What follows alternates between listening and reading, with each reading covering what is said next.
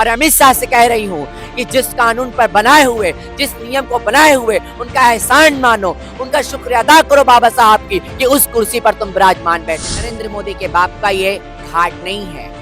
Hello Narendra Modi इस देश का प्रधान। या तो सरकार अम्बेडकरवादी नहीं है या तो सरकार सावरकरवादी। ये दोनों बाबा साहब का सम्मान नहीं चाहते थे अपने वक्त में। ये दोनों ये पक्ष विपक्ष दोनों नहीं चाहते थे। ये तो अगर से इतने बड़े वो अगर से महापुरुष ना होते, संविधान की निर्माता ना होते तो ये उनके पूछते भी नहीं। अखिलेश यादव के मुंह से कितनी बार भीमराव अम्बेडकर का नाम निकला, राहुल के मुंह से कितनी बार भीमराव अम्बेडकर का नाम निकला। पूरे तरीके से संसद को, इस देश को, लोकतंत्र को, कानून को, संविधान को, जनता को एक खेल बना लिया। इससे अच्छा नेता दिखता है तो प्रियंका गांधी दिखती है। राहुल गांधी में आपको नहीं दिखती? मुझे राहुल गांधी के अंदर कोई लक्षण नेता वाला नहीं दिखता है, ना उनके अंदर कोई अच्छा दिखता है। वो पता नहीं कभी कभी क्या है खेल करते रहते हैं। हमें राहुल गांधी की चीजें अच्छी, इसकी किन्नर रोड पे उतर के इनसे माफी मंगाने का काम करेंगे। मैं प्रधानमंत्री के संसदीय क्षेत्र वाराणसी में हूँ और वाराणसी में ये 80 घाट है। 80 घाट पर लोग हमेशा शाम को इकट्ठा होते हैं और माता गंगा का आशीर्वाद लेने के लिए आते हैं। तो देखिए हमारे साथ किन्नर समाज के राष्ट्रीय अध्यक्ष सलमा चौधरी जी से मुलाकात हुई है। ये भी अपना मुद्दा कुछ रखना चाहती हैं और ये भी कुछ बताना चाहती हैं कि देश को कि जो अमित शाह ने बोला है वो सही है या फिर गलत है। अमित शाह ने कहा था कि बार बार अंबेडकर का नाम लेने से एक फैशन हो गया है, अगर इतना भगवान का नाम ले लेते तो स्वर्ग मिल जाता। तो ऐसे में हम इनसे बात करेंगे किन्नर समाज का क्या कहना है इस मुद्दे को लेकर जो बाबा साहब को लेकर बयान आया है। सलमा किन्नर जी, आपका बहुत बहुत स्वागत है हमारे चैनल में। जी जी जी। अमित शाह का बयान आपने तो सुना ही होगा, उन्होंने राज्यसभा में जो कहा था उसको लेकर आप क्या कहना चाहेंगे कि बाबा साहब अम्बेडकर का अपमान हुआ है या फिर इसको सिर्फ विपक्ष मुद्दा बना रहा है? देखिए, विपक्ष और सरकार इन दोनों ने मिलकर इस संसद भवन को डिस्कवरी खेल बना लिया है। और रही बाबा भीमराव अम्बेडकर की बात, बाबा साहब की बात रही, और जिस तरीके से अमित शाह ने बाबा भीमराव अम्बेडकर का अपमान किया भरी संसद में। देखिए, बाबा साहब का हम एक बार नाम ले चाहे 1000 बार नाम ले, इससे सरकार को क्या ही लगता है। या तो सरकार अम्बेडकरवादी नहीं है या तो सरकार सावरकरवादी है, सावरकर को मानने वाली है, नाथूराम गोडसे को मानने वाली है। ये दोनों का फर्क यही है कि विपक्ष महात्मा गांधी को मानता है, दलित जाति के लोग बाबा भीमराव अम्बेडकर को मानते हैं, या दलित जाति होना उनके लिए एक इस देश में पाप हो गया और सरकार के लिए पाप हो गया। तो देखिए, चाहे वो जाति का कोई भी व्यक्ति हो, चाहे दलित हो, दिछड़ा हो, चाहे सिंह हो, चाहे पंडित हो, चाहे किसी भी जाति का, चाहे मुस्लिम हो, वो अगर से देश के लिए लड़ाई लड़ रहा है, वो देश के लिए बलिदान दे रहा है, तो उससे बढ़ के कोई उसका देशभक्त ही नहीं है। अगर से बाबा भीमराव अम्बेडकर ने अगर से संविधान को लिखा, संविधान को बनाया, संविधान निर्माता हुए, तो क्या इनके पेटों में दर्द होने लगा? अगर से सावरकर अगर से संविधान निर्माता होते, गॉडसे से निर्माता हो संविधान, तो क्या ये सावरकर का नाम लेते या नहीं लेते? लेते ना। तो बाबा साहब का नाम तो पूरी दुनिया ले रहा है और हम भी ले रहे हैं। और चाहे 7 जन्म हो जाए, चाहे जितना जन्म हो जाए, हम तो बाबा भीमराव अम्बेडकर का नाम तो लेंगे ही। अगर से वो अगर से कानून के लिए पक्ष में खड़े ना होते, वो अगर से सपोर्ट ना करते, संविधान ना लिखते, तो कैसे होता वोट? क्या अगर से कानून के चेयरमैन ना बनते वो, तो कैसे ये चीजें क्लोज होती, कैसे देश छोड़ते? यही लोग कहते हैं ना। अमित शाह और भारतीय जनता पार्टी की तरफ से कहा जा रहा है कि इनके बयान को तोड़ मरोड़ कर विपक्ष पेश करके जनता को गुमराह करने की कोशिश कर रहा है। देखिए, जनता को गुमराह अमित शाह ने किया है, ठीक है।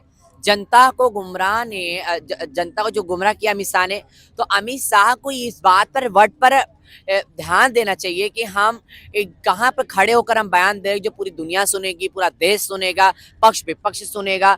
वहाँ पे उनको ये नहीं कहना चाहिए, उनको ये कहना चाहिए, अगर से उनको विपक्ष पर निशाना साधना था तो यही कहते। आज ही क्यों कह रही है सरकार? बाबा साहब को परेशान करने वाली मतलब कि कांग्रेस की सरकार थी, और नेहरू जी परेशान करते थे, इंदिरा गांधी परेशान करते थे। ये कहते हैं कि कांग्रेस ने बाबा साहब का अपमान किया, उनका विरोध करते थे, लेकिन हम जो है बाबा साहब का सम्मान करते हैं, लेकिन विपक्ष जनता को बेवकूफ़ बना रहा है। बस क्या जनता के नज़र में कांग्रेस जो है बाबा साहब का सम्मान करती थी या फिर भाजपा करती थी? देखिए, ये दोनों बाबा साहब का सम्मान नहीं चाहते थे अपने वक्त में। ये दोनों, ये पक्ष विपक्ष दोनों नहीं चाहते थे।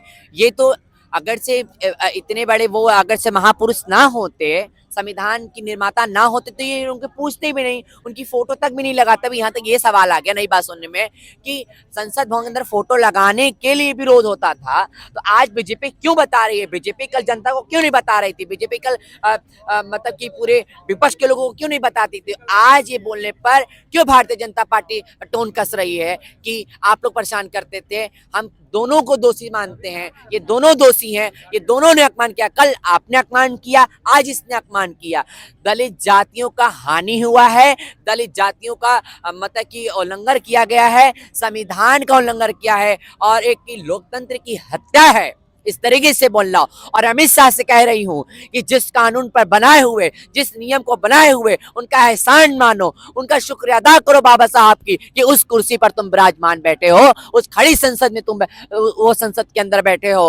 अगर से इस देश पर अंग्रेजों का भी राज होता तो क्या अमित शाह गृह मंत्री बन पाता? क्या राहुल गांधी विपक्ष का नेता बन पाता? क्या राहुल गांधी के बाप दादा इस देश के प्रधानमंत्री बन पाता? नहीं बन पाता। कि इसलिए कि बाबा साहब, देश आजाद होने के पहले पूछा गया कि बताओ तुम्हारा कानून क्या होगा, तुम्हारा नियम क्या होगा, तुम देश को कैसे चलाओगे, इस देश को कैसे आगे ले जा पाओगे? तो सबसे पहला हाथ उठता है बाबा भीमराव अम्बेडकर का उठता है। तुम शुक्रगुजार हो, तुम उनका एहसान मानो। इसलिए उनका अपमान कर रहे हो दोनों लोग मिलके कि वो दलित जाति के थे। दलित जाति होना उनके लिए वो नहीं था। दलित जाति होना तुम लोग पेश ये बताना चाह रहे हो कि दलित जाति होना उनके लिए पाप था। हम ये कहते हैं दलित जाति जो है या बसपा के जो कार्यकर्ता हैं लगातार प्रोटेस्ट कर रहे हैं और कह रहे हैं कि अमित शाह को इस्तीफा देना चाहिए, लेकिन अमित शाह का अभी तक कोई बयान नहीं आया है। और ये भी कह रहे हैं कि समाजवादी पार्टी और जो कांग्रेस है ये सिर्फ भीमराव अम्बेडकर के नाम पर दलितों का वोट लेना चाह रही है। अच्छा ये बताइए, समाजवादी पार्टी के नाम अगर से जब किसी बात की चर्चा होती, वायरल होता है, तो विपक्ष उसको मुद्दा जरूर बनाता है। ठीक है, हम ये कह रहे हैं कि अखिलेश यादव के सारी बाइटों पर ध्यान दीजिए। अखिलेश यादव के मुंह से कितनी बार भीमराव अम्बेडकर का नाम निकला? राहुल के मुंह से कितनी बार भीमराव अम्बेडकर का नाम निकला? जब देखा कि दलित जाति का वोट बिल्कुल दूसरी तरफ कन्वर्ट हो चुका है, मायावती टूट चुकी हैं, मायावती खत्म हो चुकी हैं, तो अब वो नारा ये लोग अपने ऊपर यूज कर रहे हैं कि अब भीमराव अम्बेडकर का नारा लगाकर हम कोई अपनी राजनीति गरमाएं। बाबा साहब सबके हैं, ये नहीं आप ये तो आप बांट रहे हो, विपक्ष के हैं तो पक्ष के नहीं हैं, पक्ष के हैं तो विपक्ष के नहीं हैं।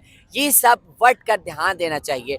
ये पूरे तरीके से संसद को, इस देश को, लोकतंत्र को, कानून को, संविधान को, जनता को एक खेल बना लिया है। ये पानी पर चर्चा नहीं करते, ये नौकरियों पर चर्चा नहीं करते, ये आरक्षण पर चर्चा नहीं करते, ये सस्ताई पर चर्चा नहीं करते, ये नोटबंदी पर चर्चा नहीं करते। ये दोनों से कहना चाहती हूँ, किस बात की चर्चा करते? तुम जीएसटी पे चर्चा नहीं करते। आज एक बाबा साहब का मुद्दा लेकर पूरे देश के अंदर इस तरीके से जो माहौल गर्मी गर्मा सहमी सहमा किया जा रहा है, एक बेटी का बलात्कार होता है उस पर चर्चा नहीं होती है। मणिपुर पर अभी तक प्रधानमंत्री कुछ नहीं बोले, इसलिए कि गलती है ना, सरकार कुछ न्याय नहीं दे पाई ना, उसका शासन प्रशासन को न्याय नहीं दे पाया, तो प्रधानमंत्री की मुंह से आवाज ही नहीं निकलेगी। तो ऐसे प्रधानमंत्री को रहने की क्या ही जरूरत भैया जी, क्या ही रहने की जरूरत? आपके नजर में देश के लिए प्रधानमंत्री सबसे बेहतर कौन लगता है? देखिए, डायरेक्ट नाम बताइए। हमारे वो तो बेचारे इस दुनिया से जा चुके, हमारे रामनगर के बहुत अच्छे लाल बहादुर शास्त्री जी का अगर से देखा जाए, जैसा ईमानदार नेता, जैसा प्रधानमंत्री ईमानदार उस देश में कहीं नहीं मिला। अगर से इस देश को चलाना है तो दोबारा कोई अच्छा नेता चुनना पड़ेगा। या तो कोई नेता है जो आपकी नजर में है? हमारे नजर में सबसे अच्छा नेता दिखता है तो प्रियंका गांधी दिखती है। राहुल गांधी में आपको नहीं दिखती? मुझे राहुल गांधी के अंदर कोई लक्षण नेता वाला नहीं दिखता है, ना उनके अंदर कोई अच्छा दिखता है। वो पता नहीं कभी कभी क्या एक खेल करते रहते हैं, हमें राहुल गांधी की चीजें अच्छी नहीं लगती। मोदी जी विश्व गुरु के नाम से फेमस हो गए हैं पूरे भारत में। देखिए, आप पीछे अंधेरा है और आगे आप उजाला लेके चले, डिबरी दिखाने के बहुत उजाला है। पहले जमीन की हकीकत पे आए कि जमीन पर क्या है, वाराणसी में क्या हो रहा है, विश्व गुरु बनने की बात बहुत दूर है। आप वैसे मीडिया में पेपर में छपा दे मैं विश्व गुरु बन गया, तो ऐसा थोड़ी हो सकता है कि आप विश्व गुरु बन जाएंगे। ऐसा नहीं हो सकता। समझ, अभी देश को बहुत आगे तरक्की करने में बड़ी समय है, समझ गया। और अभी विश्व गुरु बन जाएंगे। अब इनकी उम्र हो गई है, अब ये चाहते हैं कि विश्व गुरु बन जाए, कि जो इतिहास के पन्ने में दर्ज हो। आजादी में तो दर्ज नहीं हो पाए, सावरकर दर्ज नहीं हो पाया, गोडसे दर्ज नहीं हो पाया, अब ये दर्ज होना चाहते हैं। अब ये दर्ज होना चाहते हैं। तानाशाही नहीं चल रही। 19 में चौकीदार बनेंगे और अब 24 में ले क्या है बड़ा नया फार्मूला कि सबका साथ सबका विकास। क्या विकास हुआ? सबका साथ हुआ, क्या विकास हुआ? और तो देश को लूट लिया, देश तो कर्ज में चला गया। अब बनारस का विकास हुआ? नहीं हुआ। क्योटो बना? क्या? क्योटो बना कि नहीं बना? बिल्कुल नहीं बन पाया, कुछ नहीं बन पाया। घाट पर जिस बैठे हैं यहाँ कहा जाता है नरेंद्र मोदी की देन है। देखिए, ये घाट ये पुरखों का है, यहाँ की काशी के जनता का है। नरेंद्र मोदी के बाप का ये घाट नहीं है। हेलो, नरेंद्र मोदी इस देश का प्रधानमंत्री है, उसके ये यहाँ की जनता, यहाँ के कर्मचारी, नाव वाले यहाँ के सफाई करते हैं, मिट्टी काच काच के निकालते हैं, यहाँ की सेवा लोग करते हैं। खुद ये घाट जो बना है ना, ये राजाओं महाराजाओं के समय का बना है। उनके बाप ने नहीं बनवाया, उन्होंने नहीं बनवाया। बताएं, ईटा पत्थर पहले यहाँ तो कुछ नहीं था कहा जाता है। सब कुछ था। लाइटें, खाली सिर्फ लाइटों की कमियां थी। आज लाइटें लग गई, लाइटें दिख रही तो लाइट दिख रही हैं। आज गंगा उसी तरह गंदा होती है और नाला उसी तरीका गंगा में बहता है। क्या ही गंगा की सफाई आपने की है? और आप कहते हैं कि यहाँ पे जितने भी नाव चलाने वाले सबकी नाव बंद करने वाले में कुछ ही दिन में आपने वहाँ पे सीएनजी का बना दिया। क्या गरीब आदमी जो नाव चला रहा हाथों से मजदूर, वो कैसे चला पाएगा सीएनजी की नाव? वो कैसे तुमसे ले पाएगा? उनसे तुम टैक्स लेने वाले हो, तुम कहते हो कि हम अपनी नाव चलाएंगे। ये तो सरासर गुंडागर्दी है और सरासर आप तो उनका रोजगार छीन रहे हो। आप चला क्या पाएंगे? लगता है अमित शाह माफी मांगेंगे या फिर मुद्दा खत्म हो जाएगा? मुद्दा ना खत्म होगा जब तक ये माफी नहीं मांगी, तब तक मुद्दा चलता रहेगा। ये माफी मांग ले, मुद्दा खत्म हो जाएगा।